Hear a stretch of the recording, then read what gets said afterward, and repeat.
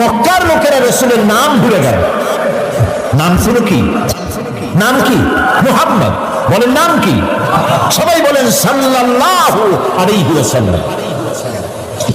মনে থাকে যেন রাসূলের নাম যখন শুনবেন, যখন পড়বেন, কি বলবেন? ভুলে যাবেন না।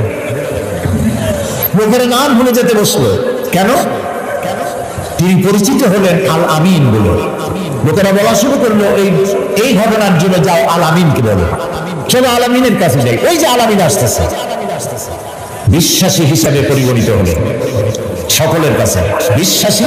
এবং নাম আরো হলো সাদেক, সত্যবাদী। নবীজি যখন মক্কা থেকে হিজরত করে মদিনায় যান, যাওয়ার সময় হযরত আলীকে বলেছিলেন, আলী, আল্লাহ তাআলা অর্ডার করেছেন আমাকে মদিনায় যাওয়ার জন্য হিজরত করে, তুমি আমার বিছানায় শুয়ে থাকো আর একটা কাগজ কলম না একটা লিস্ট তৈরি করো। হযরত আলী বলেন, আমি লিস্ট দিলাম আমানতে। সেই আমানত যারা রাখছে অধিকাংশ কাফেরের আমানত রাখছে কার কাছে? মুহাম্মদ সাল্লাল্লাহু আলাইহি ওয়াসাল্লামের কাছে আমানত রেখেছে। কেন? কাফেরেরাও বুঝতো যেসব নেতার পিছনে ঘুরি এগুলো শয়তানের চাইতেও খারাপ। মুহাম্মদ সাল্লাল্লাহু আলাইহি ওয়াসাল্লামের সাথে বিরোধিতা করি, নেতাদের জ্বালায় পড়িয়া। আসলে তার মতো ভালো মানুষ আকাশের নিচে জমিনের ভিতরে আর নাই। কাফেররাও বুঝতো। এখনো আমাদের দেশে যত নেতা আছে অনুসারীরা বুঝে খাঁটি শয়তান। নামাজ নাই না, দেখেন না, নামাজ নাই, রোজা নাই, আল্লাহ পরকালের চিন্তা নাই, মিথ্যা কথা বলে অবনত। মানুষে যেমন বমি করে হর হর করে মুখ দিয়া মিথ্যা করি বমির মতো বাইরে হইতে থাকে। একটা ভালো কথা বলতে জানে না, শুধু অসত্য আর মিথ্যা বলতেই থাকে, আমানতের খেয়ানত করে। এইসব নেতাদের পিছনে ঘুরে কেন? এই চিন্তায় যে এরা যদি এমপি মন্ত্রী হইতে পারে তা একটা চাকরি পাবো, লাইসেন্স পাবো, টিয়ার কাবি খা খাইতে পারবো। জি, নাম রাখছে কাবি খা, তার মানে হলো খাবি খা।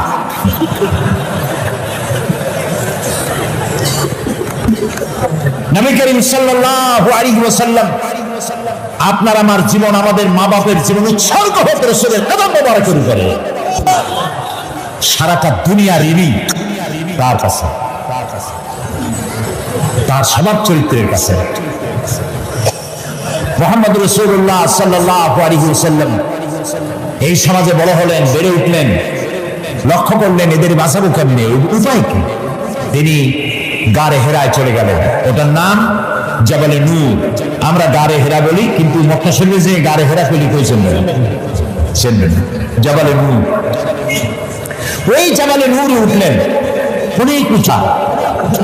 আল্লাহ দয়া করে আমাকে একবার ওঠার তৌফিক দিয়েছিলেন, একবার উঠছি। তাতেই তখন তো আমার শরীর টরীর অনেক ভালো ছিল, ভালো মানে মোটা ছিলাম বেশি। উঠতে গিয়ে 3 বোতল পেপসি খাওয়া লাগছে, আর 2-3 দিন উরুতে ব্যথা ছিল। তাহলে চিন্তা করেন কত উঁচা। সেই পাহাড়ের অনেক উঁচায় একটা ছোট্ট জায়গা, একটা রাস্তা আছে একটুখানি, এই সোজাভাবে ঢোকা যায় না, কাঠ হয়ে কইয়া কাইতে আছেন আমাদের বলে, ওই কইয়া কাইট হয়ে ঢোকা যায়। এবং ওখানে একটা জায়গা আছে যেখানে 2 জন একসাথে নামাজ পড়তে পারে, এরকম একটা গুহা। সেখানে নবী করিম সাল্লাল্লাহু আলাইহি ওয়াসাল্লাম চিন্তা গবেষণা করতে লাগলেন। যেদিন বয়স 40 বছর পূর্ণ হয়ে গেল, আল্লাহ রাব্বুল আলামিন তাকে নবুয়তের মর্যাদা দিয়ে দিলেন। এই নবুয়তের মর্যাদা নিয়ে তিনি নেমে আসতেছেন। ভয় পেলেন। জিবরাইলকে তো জীবনে দেখেননি, হযরত জিবরাইলকে দেখেছেন। জিবরাইল বলেছেন ইকরা, পড়ো। তিনি বলছেন যে আমি পড়তে জানি না। আবারও বললেন ইকরা, পড়ো। বলছেন জানি না পড়তে। তৃতীয়বার তিনি বুকের সাথে জড়িয়ে ধরলেন, এমন ভাবে জড়িয়ে ধরলেন নবী করিম সাল্লাল্লাহু আলাইহি ওয়াসাল্লাম ব্যথা পেলেন এবং তিনি পড়তে পারলেন। নেমে এসে স্ত্রী হযরত খাদিজাতুল কুবরা রাদিয়াল্লাহু তাআলা আনহাকে বললেন আমাকে ঢেকে দাও। তাড়াতাড়ি করে চাদর এনে তিনি ঢেকে দিলেন। নবী করিম সাল্লাল্লাহু আলাইহি ওয়াসাল্লামের চোখের মধ্যে বীর সাপ। হযরতে খাদিজা ভীত সন্ত্রস্ত হলেন, জিজ্ঞেস করলেন, আবুল কাসেম আপনার কি হয়েছে? তিনি ঘটনা শোনালেন। হযরত খাদিজা কি বলতেছেন শুনেন। হযরত খাদিজা বলছেন, ইয়া আবুল কাসেম, হে কাসেমের পিতা, আপনার ঘাবড়াবার কোনো কারণ নাই। কোন দুষ্ট জিন, কোন দুষ্ট শয়তান আপনাকে অনিষ্ট করতে পারে না, কারণ আপনি সত্যবাদী। আপনাকে কোন দুষ্ট জিন, কোন শয়তান আপনাকে অনিষ্ট করতে পারে না, কারণ আপনি আত্মীয়তার হক আদায় করেন। আপনি এতিমকে, মিসকিনকে খেতে দেন, আপনি বিধবাকে আশ্রয় দেন, আপনার ক্ষতি কেউ করতে পারে না। হযরত খাদিজা দৌড় মারলেন এবং নিজের চাচাতো ভাই হযরত ওয়ারাকা বিন নওফল, তিনি ছিলেন তাওরাতের জবরদস্ত আলেম, নবীজির মুখে খবর শুনলেন। সবটা শুনে নবীজির মস্তক মোবারকের উপরে চুমো খেয়ে বললেন, কুদ্দুসুন কুদ্দুসুন, অতি পবিত্র, মহাপবিত্র ইয়া মুহাম্মদ সাল্লাল্লাহু আলাইহি ওয়াসাল্লাম, আপনার কাছে যিনি এসেছিলেন তিনি কোন জিন নয়, তিনি মহাপবিত্র আত্মা, তিনি ফেরেশতা। যে ফেরেশতা এসেছেন ইব্রাহিম, মূসা, ঈসা, ইয়াকুব, আইয়ুব, সমস্ত নবীদের কাছে যে ফেরেশতা এসেছে, সেই জিবরাইল এসেছিলেন আপনার কাছে। তাওরাতে আমি যা পড়েছি তার সাথে মিল হয়ে যাচ্ছে, আপনি আখির জামানার পয়গম্বর। তবে আমার জন্য আফসোস, আমি বৃদ্ধ, এই জাতি আপনাকে খুব কষ্ট দেবে, নির্যাতন করবে। সেদিন পর্যন্ত যদি আল্লাহ আমারে বাঁচায় রাখেন, আমি আপনাকে সাহায্য করব, আপনার সাথে থাকব। প্রিয় ভাই সব, একটা নারী, একজন স্ত্রী পুরুষের জন্য, স্বামীর জন্য সব থেকে উত্তম সাক্ষী দিতে পারে, এর থেকে ভালো সাক্ষী আর কেউ দিতে পারে না। হযরতে খাদিজা রাদিয়াল্লাহু তাআলা আনহা আর নবীজির ভিতরে কেমন মহব্বত ছিল, কেমন আকর্ষণ ছিল। তিনি যখন হযরত খাদিজাকে বললেন, খাদিজা, আল্লাহ আমাকে নবী বানিয়েছেন, আমার উপর ঈমান আনো, এক আল্লাহর উপরে ঈমান আনো।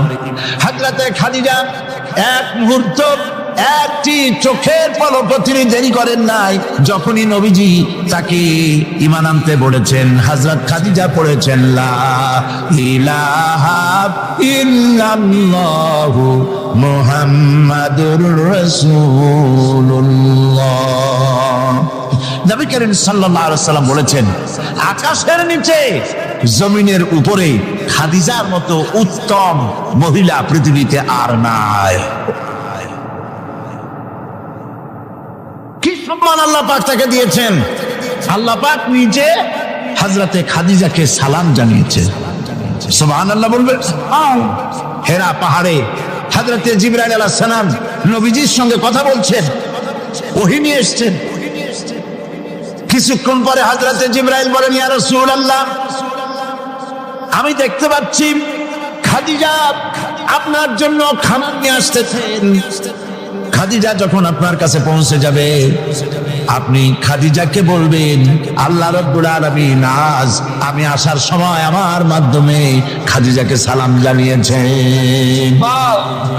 হযরতে খাদিজা যখন নবীজির কাছে পৌঁছে গেছেন, আল্লাহর নবী বলেন, খাদিজা, তোমার জন্য আজকে একটি সুসংবাদ আছে। তিনি বললেন, আমার জন্য কি খবর, কি সুসংবাদ? হযরতে রাসূল বলছেন, খাদিজা শোনো, এইমাত্র জিবরাইল আমার কাছে চলে গেলেন, আর জিবরাইল বলে গেলেন, আল্লাহ রাব্বুল আলামিন তোমাকে সালাম জানিয়েছেন। হযরত খাদিজা ঢুকরে কেঁদে উঠলেন। তিনি বললেন, ইয়া রাসূলুল্লাহ, আমার মানব জন্ম সার্থক হয়ে গেছে, আল্লাহ আমারে সালাম জানাইছেন, এর চাইতে সৌভাগ্য আমার জীবনে আর কিছুই নাই। তবে নবীজি, আল্লাহর সালামের জবাব কেমনে দিতে হয় আমি জানি না, আপনি দয়া করে আমার পক্ষ থেকে আল্লাহর সালাম যেমনে দিলে আল্লাহ খুশি হয় তেমনি আপনি দিয়া দিবেন। কি মহব্বত স্বামী আর স্ত্রীর ভিতরে ছিল। হযরতে খাদিজা হযরতে রাসূল করিম সাল্লাল্লাহু আলাইহি ওয়াসাল্লাম, নবী করিম সাল্লাল্লাহু আলাইহি ওয়াসাল্লামের ঘরে হযরত খাদিজা যতদিন ছিলেন আরেকটি বিবাহ তিনি করেন নাই। হযরত আয়েশা বলছেন, নবীজি আমার কাছে ঘুমানো ছিলেন, গভীর রাত্রে আমার ঘুম ভেঙে গেল। আমি চিন্তা করলাম নবীজি কোথায় গেলেন। মনে করলাম অন্য কোন স্ত্রীর ঘরে গেছে নাকি, আমি খুঁজতে লাগলাম, কোন ঘরে পাওয়া গেল না। খুঁজতে খুঁজতে অবশেষে আমি নবীজিকে পেলাম রিয়াদুল জান্নাতের ভেতরে, মসজিদে নববীর জান্নাতের টুকরার ভেতরে বসে নবীজি মোনাজাত করতেছেন। আমিও পিছনে আল্লাহর দরবারে হাত তুললাম।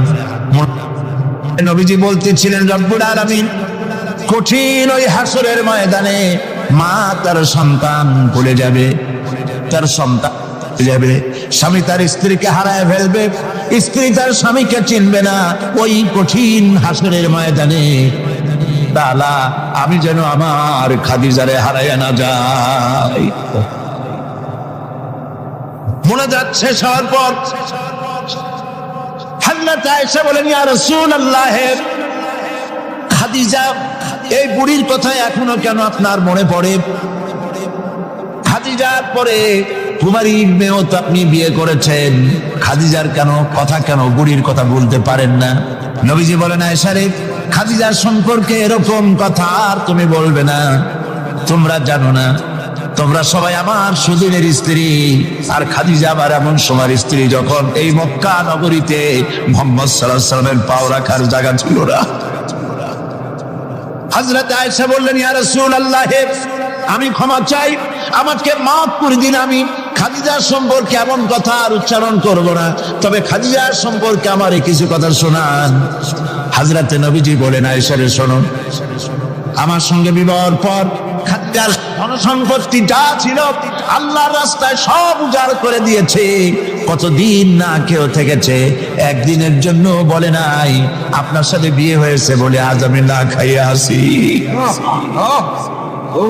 সারাদিন সারা রাত দাওয়াতের কাজ করে আমি যখনই দরজার কাছে ফিরেছি, যত রাত হোক না কেন, একবার বলেছি খাদিজা, অমনি দরজা খুলে গেছে। আমি প্রশ্ন করেছি, খাদিজা, যত রাত্রে আসলাম একদিনও দুইটা দাগ দেওয়া লাগলো না, তুমি কি ঘুমাও না? হযরতে খাদিজা বলেছেন, ইয়া রাসূলুল্লাহ, আপনি দিনের দাওয়াতের জন্য ব্যস্ত কষ্ট করেন, আমি মনে মনে ভাবি আমি যদি ঘুমায় থাকি রাতের বেলায়, আর নবীজি যদি দরজার কাছে এসে খাদিজা খাদিজা বলে ডাকাডাকি করেন, উঠতে যদি আমার দেরি হয় আল্লাহর নবীর সঙ্গে বেয়াদবি হয়ে যাবে, এইটা মনে করে বিছানায় না ঘুমায় যতক্ষণ আপনি না ফেরেন এই দরজাটার সাথে পিঠ লাগাইয়া দাঁড়াইয়া ঘুমায়। হযরত আয়েশা বলেছেন, আমাদের ঘরে রান্না বান্না তেমন হতো না, আমাদের ঘরে তেমন গোশত খাওয়ার সুযোগ আমাদের কিসমতে তেমন হতো না। যদি কোনোদিন আমাদের ঘরে দুম্বা বা ছাগল জবাই হতো, গোশতগুলি নবীজি কেটে ভাগ করে সমস্ত স্ত্রীদের ঘরে দিয়ে দিতেন। এরপরে কয়েকটা গোশতের টুকরা একটা টোপলায় নিয়ে হযরত খাদিজা মদিনার গলিতে ঘুরে বেড়াতেন। খাদিজার কোন বান্ধবী পাওয়া যায় কিনা? সুবহানাল্লাহ। নবী করিম সাল্লাল্লাহু আলাইহি ওয়াসাল্লাম তার স্ত্রীদেরকে ভাবে ভালোবাসতেন, আর স্ত্রীরাও নবীর জন্য এভাবে ভালোবাসতেন, ভালোবাসা দিতে। স্ত্রী অধিকার ইসলাম দিয়েছে, আর কেউ দিতে পারে না। আর এই স্ত্রীদের মধ্যে সব থেকে উত্তম স্ত্রীকে নবীজি বলেছেন, আদ-দুনিয়া কুল্লুহা মাতাউন ওয়া খায়রুল মাতাইদ দুনিয়া ইমরাতুস সালিহা। দুনিয়ার সবকিছু এর মধ্যে উত্তম নিয়ামত হচ্ছে পতিপরায়ণা। সুবহানাল্লাহ। হুজুর বলেছেন, তিনটি জিনিস আমি পছন্দ করি, তিনটি জিনিস আমার প্রিয়। একটি হলো নামাজ, একটি হলো সুগন্ধ, আর একটি হলো স্ত্রী। সুবহানাল্লাহ। এই স্ত্রীকে সমান অধিকার দিয়েছে নবীজি, আল্লাহর ইসলাম সমান অধিকার দিয়েছে। নারীর অর্থনৈতিক অধিকার প্রতিষ্ঠিত করেছে ইসলাম, তাকে অর্থনৈতিক অধিকার দিয়েছে, মহারানার ব্যবস্থা করেছে। কোরআন বলছে, ফাতুহুন্না উজুরাহুন্না ফারিদা, খরচ রূপী দায়িত্ব হিসাবে স্ত্রীর মহারানার টাকা আদায় করে দাও। বহু মুসলমান আছে মহারানার টাকা আদায় করে না। বরং আজকাল তো নতুন সিস্টেম চালু হয়েছে মানুষকে শোনাবার জন্য। বিবাহের মজলিসে বলা হয় অমুকের মেয়ে অমুকের ছেলে বিয়ের মহারানা কত, 5,55,555 সামনে একটা টাকা বা পয়সা জিরো থাকতে পারবেন, একটা নিয়ম নীতি করে নিচ্ছে। এই টাকাগুলি মহারানার টাকা সঠিকভাবে আদায় করা হয় না অনেক ক্ষেত্রে, একথা ঠিক কি? বরং উল্টো করে মহারানা আদায় করা হয় মেয়ে পক্ষের কাছ থেকে, কন্যা পক্ষের কাছ থেকে। এইটাকে কি বলা হয়? এইটাকে কি বলা হয়? এটা হলো যৌতুক নামের কৌতুক। মেয়ে পক্ষের কাছ থেকে টাকা আদায় করা। মেয়ে পক্ষ যদি সে করে বর পক্ষকে যদি টাকা দেয়, পয়সা দেয়, গাড়ি দেয়, বাড়ি দেয়, কোনো আপত্তি নেই, দিতে পারে। কিন্তু ডিমান্ড করে নেওয়া, চেয়ে নেওয়া সম্পূর্ণ হারাম। কন্যার পিতার মাতা 12 বছর, 18 বছর, 20 বছর, 25 বছর লালন পালন করে কলিজার টুকরা সন্তানটাই তো দিয়ে দিল। এর চাইতে টেলিভিশন, গাড়ি বাড়ি বেশি হয় কি করে? এই যৌতুক বাংলাদেশের সর্বত্র আছে, অবশ্য চট্টগ্রামে নাই। আছে। ছেলে যদি এমএ পাস করে, ইঞ্জিনিয়ারিং পড়ে, লয়ার হয়েছে, পিতার এই ধারণাই হয় সন্তানকে পড়াতে লেখাতে যত টাকা খরচ হয়েছে কন্যা পক্ষকে কাছের থেকে আদায় করে নেব। এবং সেই জন্য বিয়ের সময় দাবি করা হয়,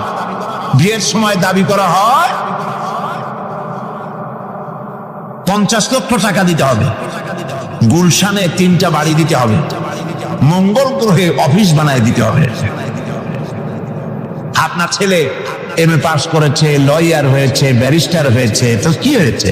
আপনি কেন নির্যাতন কন্যা পক্ষকে? জায়েজ নাই, হারাম। শুকরের মাংস যেমন হারাম, কন্যার কাছ থেকে জবরদস্তি করে চেয়ে ডিমান্ড করে যৌতুক আদায় করা ওরকমই হারাম। এই কাজটি কি আপনারা করবেন?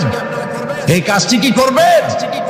বিবাহ করবে, বিবাহ করাবেন ছেলেকে ভালোবাসা দিয়ে, টাকা দিয়ে, পয়সা দিয়ে বিবাহ করায়া মেয়ে একটা ঘরে নিয়ে আসবেন, কন্যা পক্ষের উপরে চাপ সৃষ্টি করবেন না।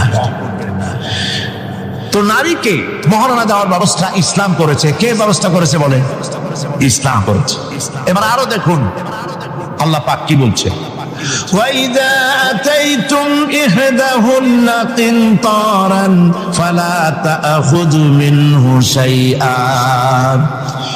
যদি তোমরা নারীদেরকে স্তূপ পরিমাণ অর্থ করি যদি দান করো, তাহলে সামান্য তার থেকে ফেরত নিও না।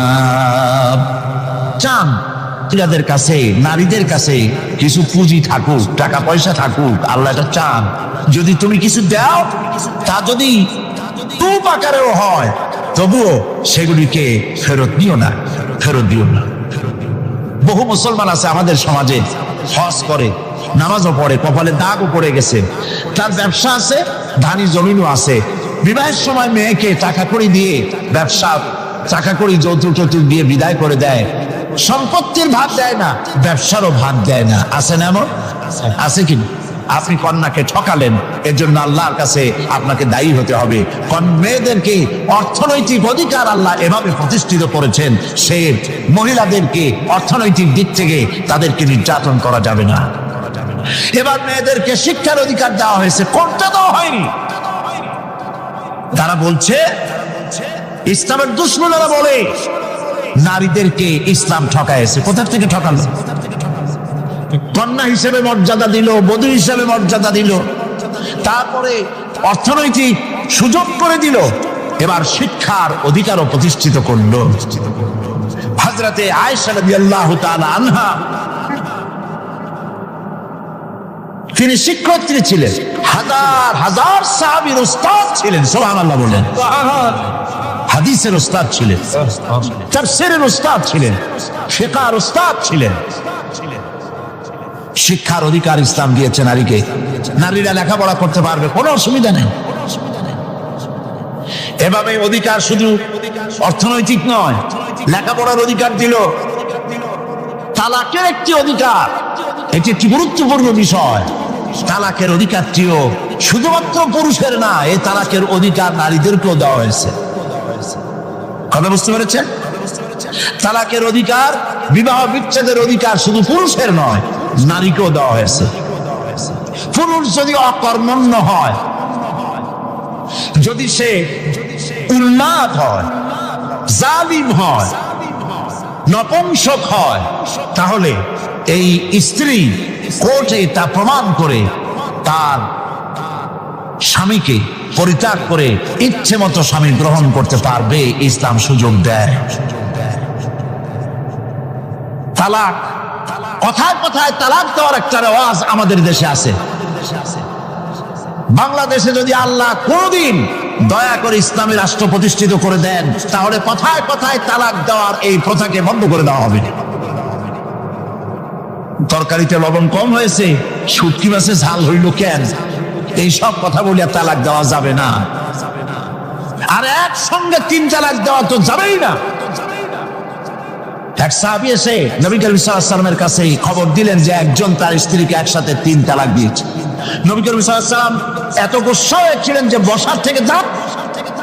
তিনি বললেন, এই লোকটি তো আল্লাহ পাকের কোরআনের সাথে তামসা করেছে। তালাকের আল্লাহর কাছে 2টা হালাল সবচেয়ে জঘন্য, 2টি হালাল সবথেকে জঘন্য। একটা হলো ভিক্ষাবৃত্তি, আর একটা হলো তালাক। যখন তালাক দেওয়া হয় অন্যায় ভাবে, গোসায় আল্লাহর আরশ কাঁপতে থাকে। নাউজুবিল্লাহ বলেন। আপনি এভাবে তালাক দিতে পারবেন না।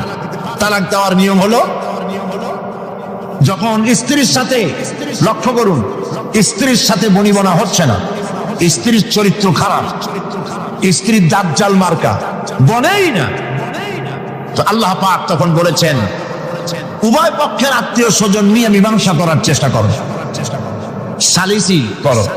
যদি মীমাংসায় না হলো, তাহলে 1 মাসে 1 তালাক দাও, বিছানা আলাদা করে দাও এবং অপেক্ষা করো তার এই অবস্থা দেখে সে ফিরে আসে নাকি।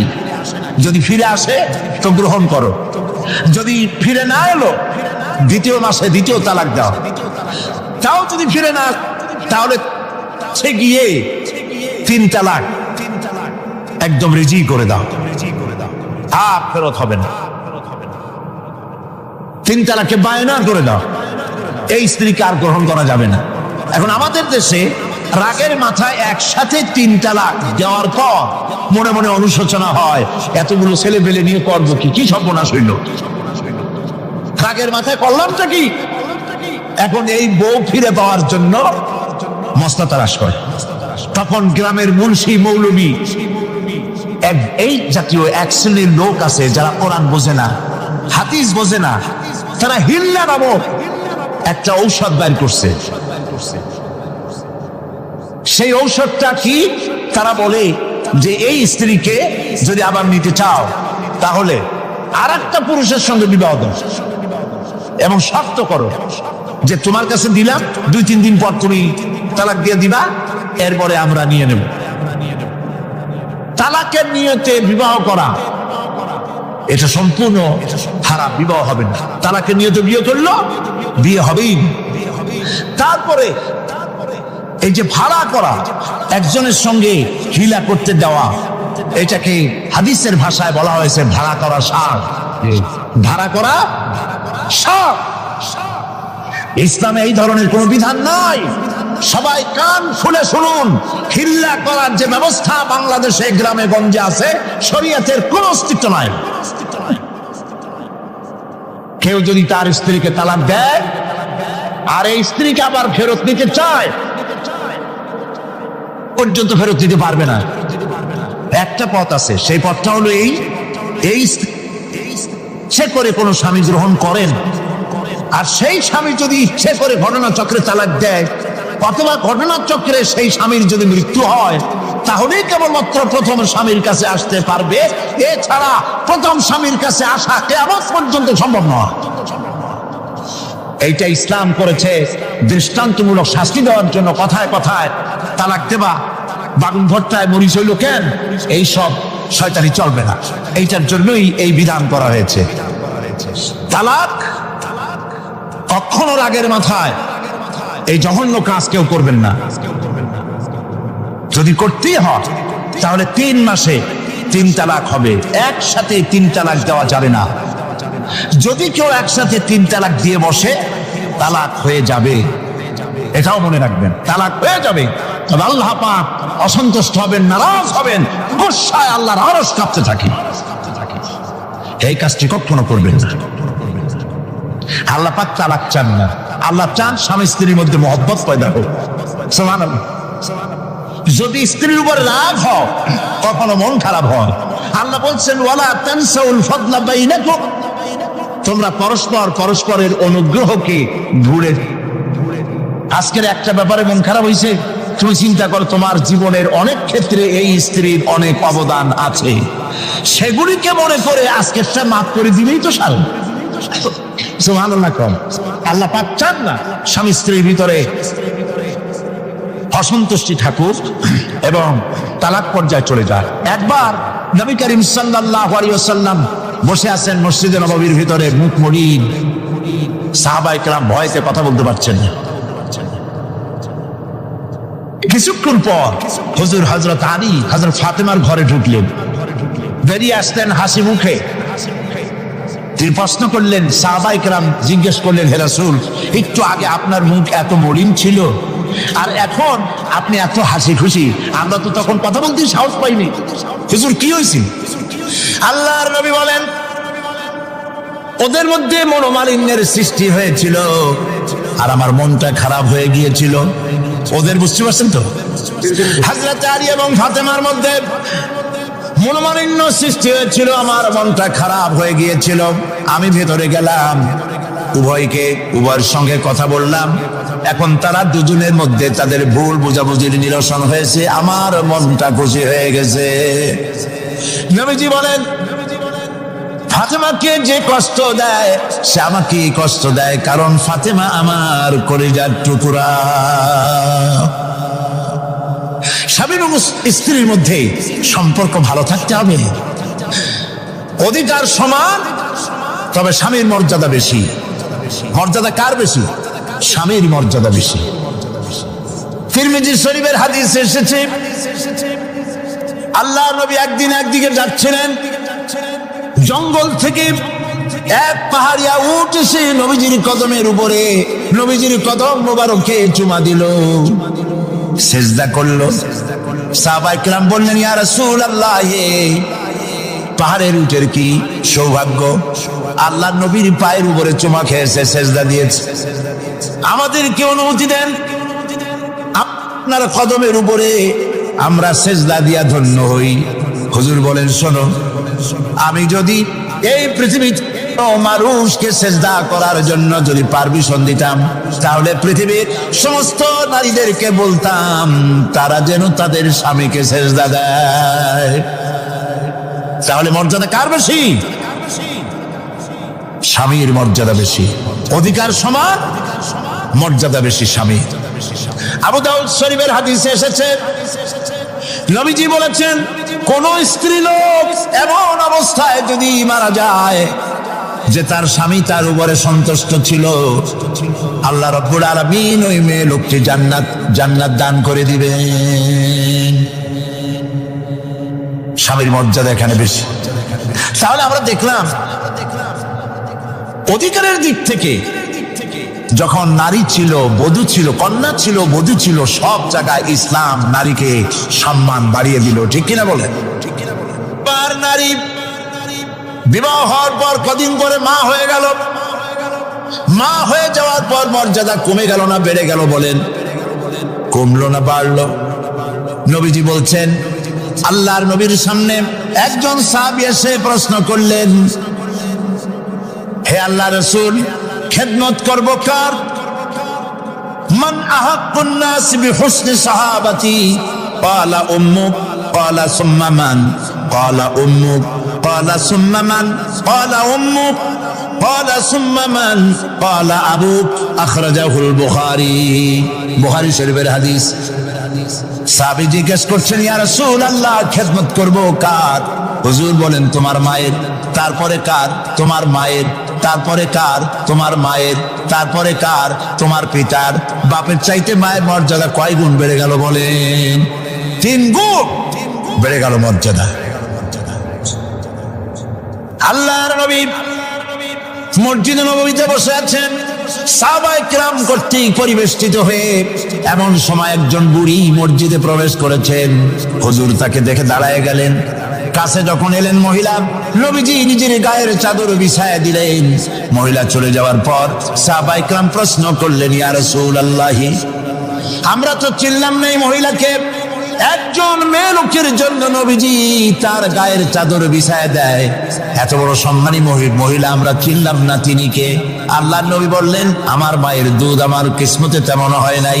যার কোলে কাঠে চড়ে, যার বুকের দুধ খাইয়া আমি বড় হয়েছি, এই আমার সেই দুধ মা হযরতে হালিমাতুস সাদিয়া। মায়ের মহব্বত কেমনে করতে হবে? মা যখন হয়ে গেলেন, সম্মান বেড়ে গেল সন্তানের কাছে। একজন সাহাবী এসে কাছে বলছেন, হে রাসূল, আমার মায়ের মেজাজ খুব খারাপ। হাদিস, আমার মায়ের মেজাজ খুব খারাপ। হুজুর প্রশ্ন করলেন, তোমার মা যখন তোমারে গর্ভে রাখছিলেন তখন তো মেজাজ খারাপ ছিল না? তিনি বললেন, হুজুর আমি সত্যি বলছি, মেজাজ খুবই খারাপ। হুজুর বলছেন, তোমাকে যখন তোমার মা ডেলিভারি করেছিল তখন তো মেজাজ খারাপ ছিল না? কয়, না হুজুর, দারুণ খারাপ মেজাজ। হুজুর বললেন, তোমার 2.5 বছর 2 বছর ধরে যখন দুধ খাওয়াইছিল তোমার মা, তখন তো তার মেজাজ খারাপ ছিল না। সাহাবী যখন এর পরেও বললেন, ইয়া রাসূলুল্লাহ, আমি আমার মায়ের দুধের হক আদায় করে দিয়েছি। হুজুর বললেন, দুধের হক আদায় করেছ তুমি, তোমার মায়ের একটি সপ্তাহের হক তুমি আদায় করতে পারো নাই। তুমি যদি পড়ে গেছো ছোট্টবেলায়, খাটের থেকে কোলের থেকে পড়ে গেছো, কেঁদে উঠছো, আর তোমার মা যতক্ষণ বলেছে, সারা জীবন এই একটি সপ্তাহের হক আদায় করতে পারবে না। মায়ের সম্মান ইসলাম এভাবে বাড়িয়ে দিলে। আল্লাহ রাব্বুল আলামিন শিখাই দিলেন, وَقَضَى رَبُّكَ أَلَّا تَعْبُدُوا إِلَّا إِيَّاهُ وَبِالْوَالِدَيْنِ إِحْسَانًا।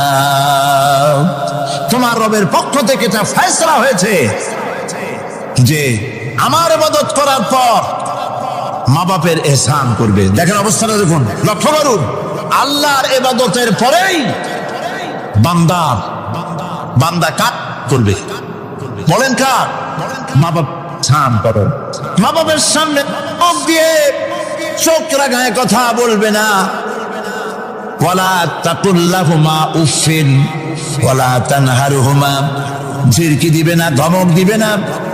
আর তাদের সঙ্গে কোন ভাষায় কথা বলবে তাও আল্লাহ শিখাই দিয়েছেন। আল্লাহ পাক বলেন, ওয়াকুল লাহুমা কাওলান কারীমা, সম্মান সূচক কথা বলো মা বাবার সাথে। আর শিখাই দিলেন, বান্দারা তোমার মা বাবার জন্য আমার কাছে এই ভাষায় দোয়া করো, রব্বির হামহুমা কামা রব্বায়ানি সগীরা। আয় আমার রব, আমার মা বাপ ছোটবেলায় আমাকে যেভাবে স্নেহের করে লালন পালন করেছে, আল্লাহ পাক দয়া করে আমাকে, আমার পিতামাতাকে তোমার রহমতের করে লালন পালন করো। আল্লাহ পাক শিখাই দিয়েছেন। এই দোয়া করবেন তো? মনে থাকবে? প্রত্যেক নামাজের পরে মুনাজাতে এই দোয়া করবেন। মা বোনেরা লেখাপড়া করতে পারবেন, চাকরি করতে পারবেন, জিহাদে যেতে পারবেন, সবই করতে পারবেন পর্দার ভিতরে থেকে। আল্লাহ পাক কোরআনে কারিমে বলেছেন, ওয়াকারনা ফি বুয়ুতিকুন্না ওয়ালা তাবাররাজনা তাবাররুজাল জাহিলিয়াতিল উলা। ওয়াকারনা ফি বুয়ুতিকুন্না, তোমরা তোমাদের ঘরের মধ্যে থাকো, আর জাহিলিয়াতের যুগ মতো করে সাজসজ্জা করে তোমরা বেরিও না। আর চমক করে বেরিও না, সৌন্দর্য প্রদর্শন করো না। পৃথিবীতে বিভিন্ন দেশে মিস সুন্দরী প্রতিযোগিতা হয় না? হয় কিনা? সুন্দরী প্রতিযোগিতা হয় পৃথিবীর বিভিন্ন দেশে। Miss China, miss Thailand, miss American, এভাবে নাম হয়। সুন্দরী প্রতিযোগিতা কি?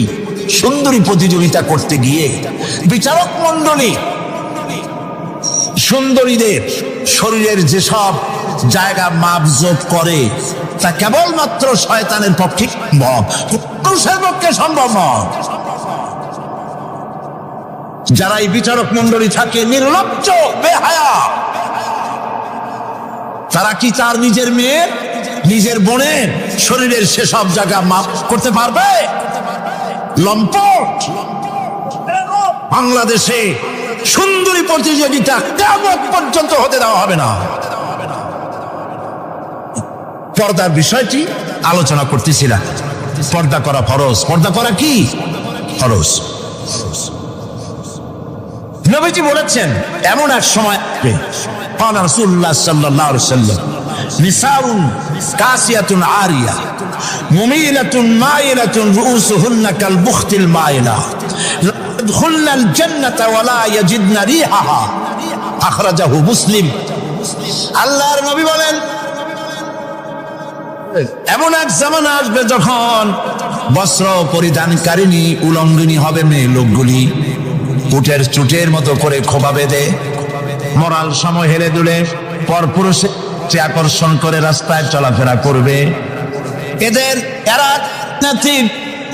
কথা জান্নাতের সুঘ্রাণ এদের প্রবেশ করবে না। কাসিয়াতুল আরিয়া, বস্ত্র পরিধানকারিণী উলঙ্গিনী। কথা শুনতেছেন আপনারা? বুঝতে পারতেছেন?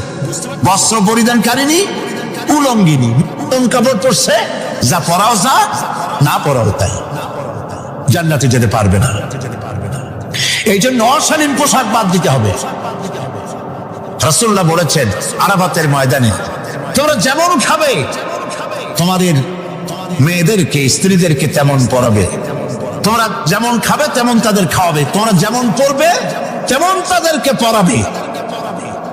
কেউ কেউ এর অর্থ করেছে যেমন খাবো তেমন খাওয়াবো, এটা তো ঠিক আছে। যেমন পরি তেমন তাদেরই পরাতে হবে। তো পুরুষও প্যান্ট শার্ট পরে মেয়েদেরকেও প্যান্ট শার্ট পরানো শুরু করছে। নাউজুবিল্লাহ বলে। কিয়ামতের অনেকগুলি আয়াত আছে।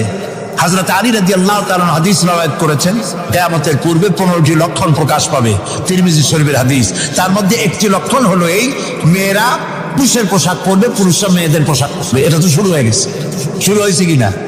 মেয়েরা, আমাদের দেশেও এই প্রচলন শুরু হয়েছে। কোন কোন ক্ষেত্রে মহিলারা প্যান্ট শার্ট ইত্যাদি চাদরবিহীন এগুলি পরে রাস্তায় বেরোনো শুরু হয়ে গেছে।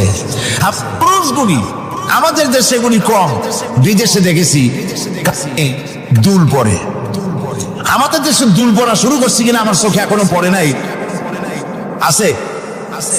আমি তো এত খাতায় দেখি, তারপরেও আমার নজরে পড়ে নেই। তবে চেন পরা দেখেছি, সোনার চেন বহু নজরে পড়েছে। সে গলায় পরে পুরুষ মাঘের পৌষের প্রচন্ড শীতে সামনে 3-4টা বোতাম খোলা রাখে, যাতে মানুষে বুঝে উনি একখান কিছু পড়ছে। হারাম, হারাম। পুরুষের জন্য একটি স্বর্ণ জায়েজ নাই। কারো যদি থাকে এগুলি খুলে আজই, বউ থাকলে বউরে দাও, না থাকলে বোনেরে দাও, থাকলে কিছুদিন না থাকে বাক্সে উঠায় রাখো, বউ আসলে তারে বড়াই দিও, তোমার জন্য হারাম। বিদেশে কানে দুল পরে, নাকে ফুল পরে। আমি অবাক হয়েছি, ঠোঁটে রিং, ঠোঁটে জিহ্বাও রিং পরে। ভাত খায় কেমনে আল্লাহই জানে। শয়তান কারে বলে না, আমার দেশে জিহ্বায় ঠোঁটে রিং আমি দেখি নাই। আমি ইউরোপ আমেরিকা দেখেছি, মাথার চুল চতুর্দিক থেকে কেটে মাথার চান্দির উপরে তালপট্টির দ্বীপের মতো বানায় রাখে। আবার দুই দিক থেকে কামাইয়া মাথার উপরে তাল পাতার মতো রঙিন করে চুল খাড়া করে রাখে। আবার পিছনে চুল ছোট ছোট কেটে, ছোট করে কেটে ওইখানে বাড়ির নম্বর, রোড নম্বর, টেলিফোন নম্বর লিখে রাখে। আমি দেখে বলছি, শয়তানে যদি এই সব দেখে খালি কানবে আর বলবে যে আমি শয়তান হয়েছিলাম কেন।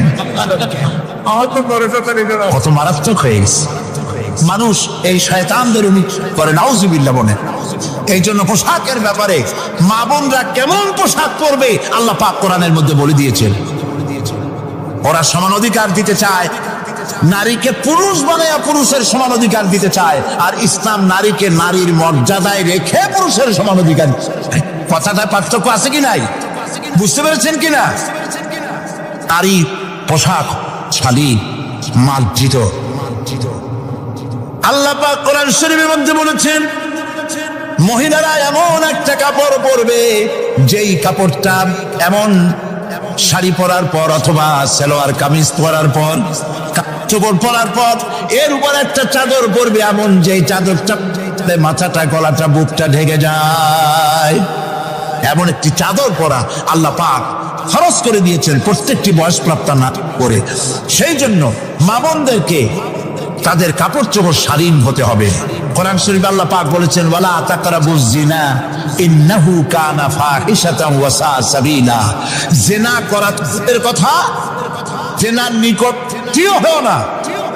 এখন জিনার নিকটটি কিভাবে হয়? জেনা করা তো দূরের কথা, জেনার কাছেও যাও না। জেনার কাছে যাওয়ার জন্য এগুলি হচ্ছে রুট, অশ্লীল গান, অশ্লীল বাজনা, সৌন্দর্য প্রতিযোগিতা, অশালীন অমার্জিত কাপড় চোপড় পরে রাস্তায় বেরোনো, এগুলি জেনা ব্যভিচার পথকে বাড়িয়ে দেয়। বলেন নাউজুবিল্লাহ মিন যালিক।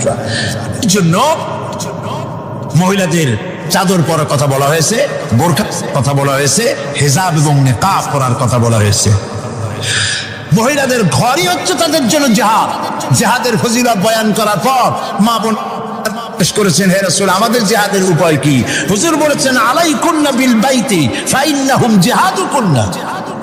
তুমি ঘরে থাকো, ঘরটাই তোমার জন্য জিহাদ। সন্তান প্রতিপালন করা এটাই তোমার জন্য জিহাদ। নারীরা ব্যবসা করতে পারবে, রাজনীতি করতে পারবে, সমাজনীতি করতে পারবে, সব পারবে, কিন্তু পুরুষের সাথে মেলামেশা থেকে নিজেকে অবশ্যই দূরত্ব ব্যবধান রেখে তাকে চলতে হবে। অবাধ মেলামেশাকে ইসলাম হারাম করেছে। রহমানির রহিম। এই বিশ্ব পরিস্থিতির একটি পরিসমাপ্তি ঘটে যাবে। বিশ্ব পরিস্থিতির পরিসমাপ্তির পর কিয়ামত অনুষ্ঠিত হবে। সেই কিয়ামতের দিন দুটি ভাগ হবে, এক ভাগ যাবে জাহান্নামে আর এক ভাগ যাবে জান্নাতে। এখন এই জাহান্নামটা কি ধরনের হবে সে সম্পর্কে কোরআন বলছে ইন্না জাহান্নামা কানাত মিরসাদা।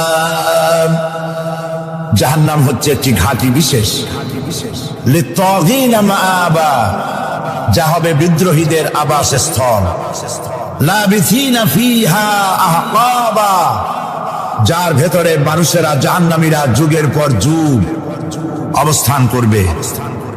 লা ইয়াযুকুনা ফিহা বারদান ওয়ালা শারাবা, এবং সেখানে কোনো ঠান্ডা বা কোনো পানীয়, সুপেয় কোনো পানীয় তাদের কিসমতে হবে না। ইল্লা হামিমা ওয়া গাসসাকা, সেখানে পান করার জন্য তারা পাবে উত্তপ্ত টকবগে গরম পানি আর ক্ষতের ক্ষরণ পুজ রক্ত। নাউযুবিল্লাহি মিন যালিক।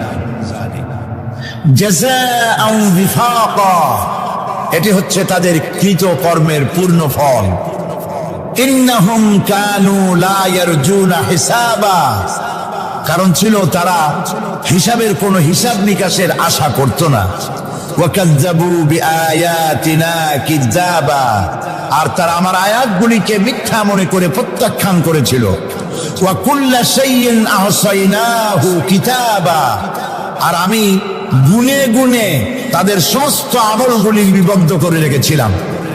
ফাযুকু ফালান নাযীদাকুম ইল্লা আযাবা, এখন বুঝো মজা, এখন তোমাদেরকে আযাব ছাড়া আর কিছুই বাড়ানো হবে না।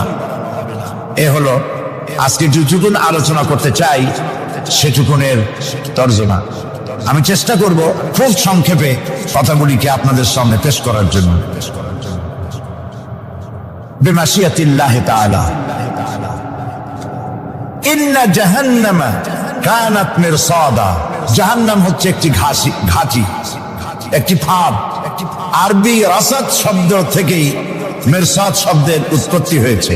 এর অর্থ হলো ঘাঁটি, ফাঁদ। জাহান্নাম